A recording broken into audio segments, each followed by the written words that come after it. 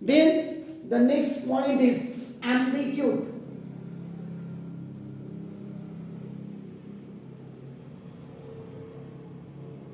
Amplify करना, बढ़ाना आवाज को, ऐसे एम्पलीट्यूड हाईएस्ट मैक्सिमम पॉइंट तक आपका जो जाता है। तो ना देखो इसका मतलब द मैक्सिमम डिस्प्लेसमेंट, ये जो हाइट होती है आपका, देखो ना this is of the particle,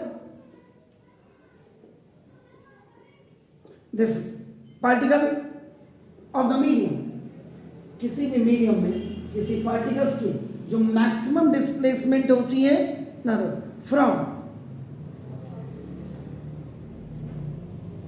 original position, उसकी ओरिजिनल पोजीशन से, नाउ दिस इज या ओरिजिनल, आप इसको अनडिस्टर्ब पोजीशन भी कह सकते हैं, अनडिस्टर्ब पोजीशन भी आप कह सकते हैं। आपका नाम देखो, this when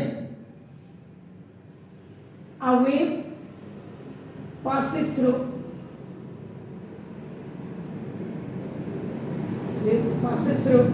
the medium is called amplitude।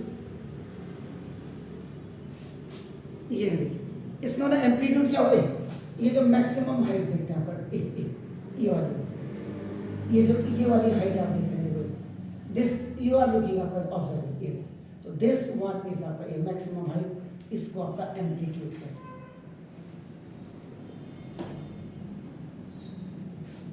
ये आपका एम्पलीट्यूड हो गया। आप चाहेंगे तो मैं आपका इसकी बिल्कुल अलग अलग सबकी फिगर आपकी बिल्कुल बनाऊंगा।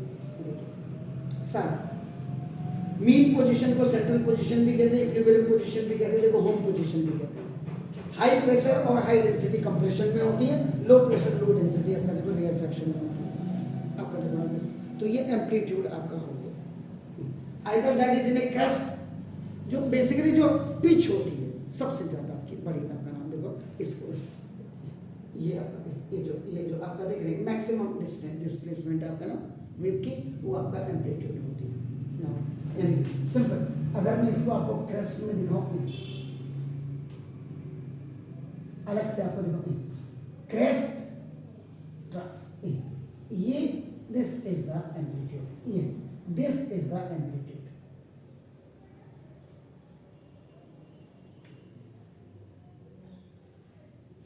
दोनों ही आपका एम्पलीट्यूड है। Either that is in crest, ऊपर वाला आपका क्रेस्ट होता है, हमको जिसको कहते हैं एलिवेशन, नीचे डिप्रेशन हो गया आपका नाम, दिस इज आपका नाम, तो ये आपका दिस इज, ये ट्रफ हो गया। तो मैक्सिमम हाइट, आप एम्पलीट्यूड का मतलब आपका मैक्सिमम हाइट आपका नाम है।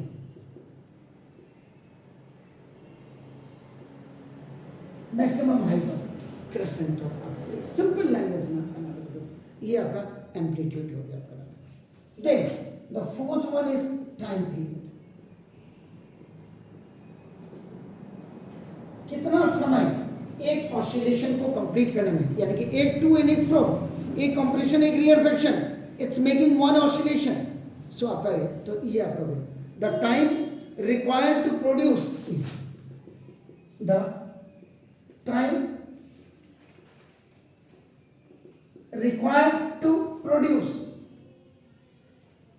कितना समय लग रहा है आपको ना, देखो one complete wave,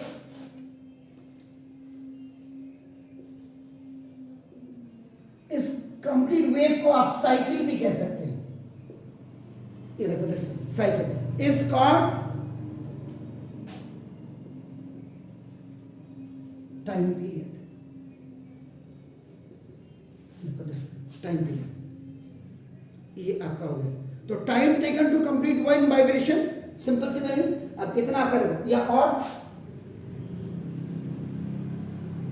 time taken to complete one vibration is called time period and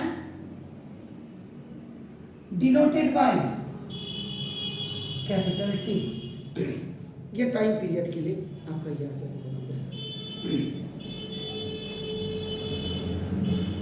then the next one is frequency.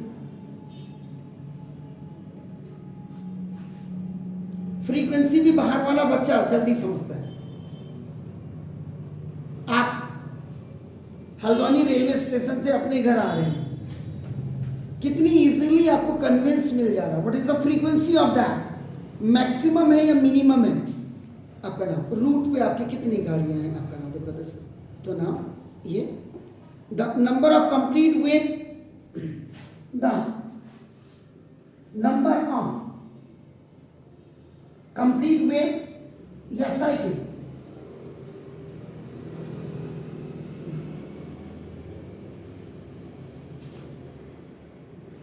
तो नंबर ऑफ कंप्लीट वेव या साइकिल आपका नाम देखो produce in 1 second is called frequency.